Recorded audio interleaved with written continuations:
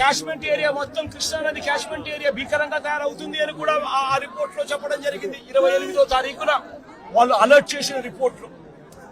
మరి ఒక వైపున ఏం చేయాలి ప్రభుత్వం అన్నాక? ఆల్రెడీ డ్యాములు చూస్తే శ్రీశైలము, నాగార్జున సాగర్, పులిచింతల డ్యాములు ఆల్రెడీ ఇప్పటికే ఫుల్ గా నిండున్నాయి. ప్రభుత్వం అనేది చేయాల్సింది ఏముంది? ఇరిగేషన్ డిపార్ట్మెంట్ తోనూ, రెవెన్యూ డిపార్ట్మెంట్ తోనూ, హోమ్ డిపార్ట్మెంట్ తోనూ రివ్యూ కార్యక్రమం చేసి ఈ రకంగా తుఫాన్ రాబోతా ఉంది. డ్యాములు అయితే పూర్తిగా నిండున్నాయి ఇప్పటికే. ఆ నిండు ఉన్న డ్యాముల పరిస్థితుల నేపథ్యంలో, తుఫాను వస్తా ఉన్న నేపథ్యంలో ఏ రకంగా దీన్ని డీల్ చేయాలి అని చెప్పి ఒక ప్రణాళికాబద్ధంగా ఒక కార్యక్రమం చేయాలి. శ్రీశైలం నుంచి, నాగార్జున సాగర్ నుంచి, పులిచింతల నుంచి కనీసం 60-70 టీఎంసీల నీళ్లను అక్కడ నుంచి తగ్గించి అక్కడ వాటర్ ఫ్లడ్ కుషన్ ఏర్పాటు చేసుకోవాలి.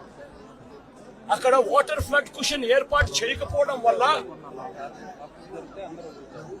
కృష్ణానదిలో వరదలు రావడం, ఒకవైపున తుంగభద్ర నుంచి కురిసిన వర్షాల నేపథ్యంలో దాదాపుగా 170 క్యూసెక్ల నీళ్లు తుంగభద్ర నుంచి నీళ్లు రావడం, ఇది కూడా మనకి ఇన్ఫర్మేషన్ ఉంది. సిడబ్ల్యూసీ వాళ్ళు కూడా రిపోర్ట్ చెప్తా ఉన్నారు.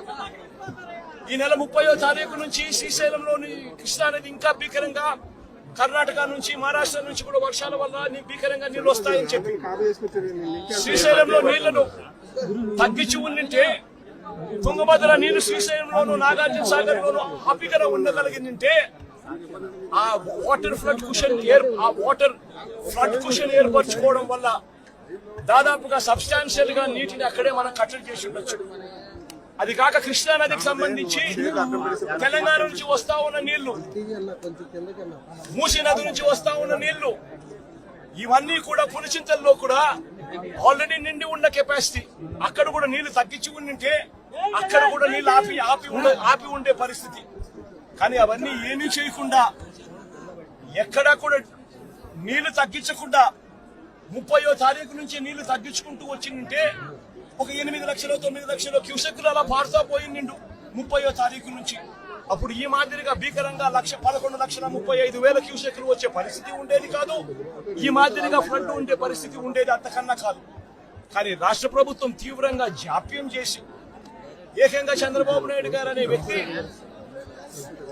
తాను ప్రజలను పట్టించుకోవాల్సిన ఆవశ్యకతను పూర్తిగా మర్చిపోయి రెడ్ బుక్ పాలనతో పరిపాలన సాగిస్తూ కక్ష సాధింపుల మీదనే ధ్యాస పెడతా ఉన్నాడు తప్ప గవర్నెన్స్ మీద, ఏం చెయ్యాలి అన్న దాని మీద ధ్యాస లేకనే ఇది మ్యాన్ మేడ్ ఫ్లడ్ కింద ఇంత భీకరంగా తయారైన ఫ్లడ్ ఇది.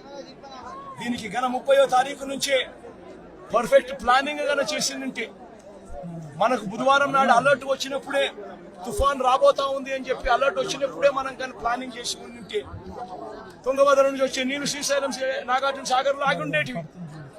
పులిచింతల్లో మూసీ నది నుంచి వచ్చే నీళ్లు ఆపుకొని ఉండవచ్చు. తర్వాత ఉపనదుల నుంచి వచ్చే నీళ్లు ఏదైతే ఉందో, ఆ ఉపనదుల నుంచి వచ్చే నీళ్లు పారినా కూడా ఇంత తీవ్రమైన డ్యామేజ్ ఎక్కడా కూడా ఉండే పరిస్థితి కూడా ఎక్కడా ఉండదు. బుడమేరు అనేది బుడమేరు నుంచి వరదలు వస్తా ఉన్నాయని తెలుసు. బుడమేరు నుంచి వస్తా ఉన్న వరదలను కూడా ఇక్కడనే పంపించే కార్యక్రమం చేశారు. శనివారం రాత్రి ఒక అలర్ట్ లేకుండా, ఒక సిగ్నల్ లేకుండా నీళ్లు బుడమేరు నుంచి గేట్లు ఎత్తేశారు. ఎంత దారుణమైన పరిస్థితి అనంటే, వలగలేరు హెడ్ రెగ్యులేటర్ కు సంబంధించిన లాకులను 11 లాకులను శనివారం రాత్రి అర్ధరాత్రి దాటిన తర్వాత ఎత్తారు. అలర్ట్ లేదు. ఇక్కడ ఈ ప్రాంతంలో ఉన్న ప్రజలకు కనీసం చెప్పడం లేదు. ఎత్తేసినారు. ఎందుకు ఎత్తినారు? చంద్రబాబు నాయుడు గారు ఉన్న ఇల్లు, కరకట్టు మీద ఉన్న ఇళ్లకు ఆ ఇంటికి సంబంధించిన ఆ నీళ్లు పోకుండా రక్షించుకునే దానికోసం విజయవాడలోని ఈ ప్రాంతాన్ని అంతా కూడా నీటిమయం చేశారు చంద్రబాబు నాయుడు గారు. నేను అడుగుతా ఉన్న ప్రతి ప్రశ్న కూడా లాజికల్ గా అడుగుతా ఉన్నాను. ఎవరైనా కానీ సమాధానం చెప్పాలనుకుంటే మొట్టమొదటిగా ప్రజలకు క్షమాపణ చెప్పి ఆ తర్వాత ఈ ప్రజలకు ఏం చేయబోతున్నాము అన్న మాటలు కూడా చెప్పి ఆ తర్వాతనే సమాధానం చెప్పాలని చెప్పి చంద్రబాబు నాయుడు గారిని గట్టిగా కూడా కోరుతా ఉన్నాను. ఇప్పటికి కూడా రిలీఫ్ క్యాంపులు లేవు. నిన్నటి దాకా కూడా ఎన్ని రిలీఫ్ క్యాంపులు పెట్టారు అని చెప్పి అడిగితే 6 రిలీఫ్ క్యాంపులు మాత్రమే ఉన్నాయని చెప్తా ఉన్నారు. లక్షల మంది ఈ రోజు నీట మునిగి ఉన్నారు. 6 రిలీఫ్ క్యాంపులు ఏ మూలకు సరిపోతాయో కూడా తెలియడం లేదు. ఎక్కడ ఉన్నాయో కూడా తెలియని పరిస్థితిలో ఈ రోజు ప్రజలంతా కూడా ఎక్కడికి పోవాలనో తెలియవు. ఎన్ని క్యాంపులు క్యాంప్ ఎక్కడ ఉందో కూడా ఏర్పాటు ఎక్కడ అయిందో కూడా తెలియని పరిస్థితిలో ఈ రోజు ప్రజలంతా కూడా ఉన్నారు.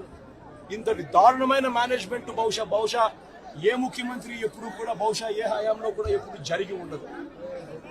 ఆలోచన చేయమని అడుగుతా ఉన్నా. ఈరోజు వస్తా ఉన్నా, ఈరోజు చెప్తా ఉన్నా ఈ 11,30,000 క్యూసెక్కుల గురించి ఏదైతే మాట్లాడుతా ఉన్నామో, ఈ 11,30,000 క్యూసెక్కులకు సంబంధించి మొదట ఇది రావడం ఇదేం కొత్తేమీ కాదు. ఇటువంటిదే 1903లో 11,90,000 క్యూసెక్కులు వచ్చింది. 2009లో కూడా 11,10,000 క్యూసెక్కులు వచ్చింది. మా హయాంలో కూడా 2019, 2020, 2021, 2022లో కూడా ఇలాంటి వరదలే, ఇలాంటి రెయిన్ఫాలే నమోదు కూడా అయింది.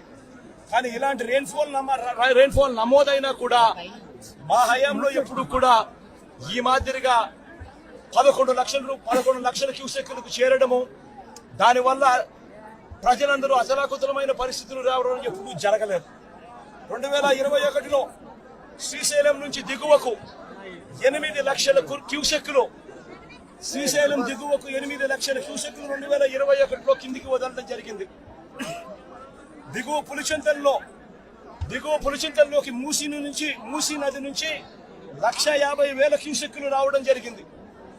మున్నేరు నుంచి ప్రకాశం బ్యారేజీకి 3,50,000 క్యూసెక్కులు చేరినప్పటికీ కూడా ముందు జాగ్రత్తగా Srisailam reservoir, Nagarjuna Sagar reservoir, Pulichintala reservoir, వీటి అన్నిటిలో కూడా ముందు నుంచే ఫ్లడ్ వస్తా ఉంది అని తెలిసిన నేపథ్యంలో, వాయుగుండంగా మారుతా ఉందన్న నేపథ్యంలో, ముందు ఇన్ఫర్మేషన్ ఉన్న నేపథ్యంలో శ్రీశైలము, పులిచింతల, నాగార్జున సాగర్ డ్యాములను నీళ్లను తగ్గించి అక్కడ ఫ్లడ్ కుషన్ ఏర్పాటు చేయడం వలన డెవాస్టేషన్ రాకుండా కేవలం 8 లక్షలు 9 లక్షల క్యూసెక్కులు మాత్రమే నీళ్లు కిందికి వెళ్ళిపోయేట్టుగా చర్యలు తీసుకోవడం వల్ల ఇటువంటి పరిస్థితులు రాకుండా గతంలో చేయగలిగాము అన్నది కూడా ప్రతి ఒక్కరూ కూడా గమనించమని కోరుతా ఉన్నాం.